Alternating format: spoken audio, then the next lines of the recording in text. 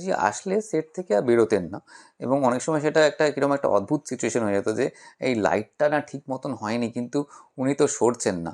তাই কী করবো, গিয়ে বললাম, Manisha ji I really need to change, I am really sorry, একটু মনে হচ্ছে লাইটটা একটু চেঞ্জ করতে হবে।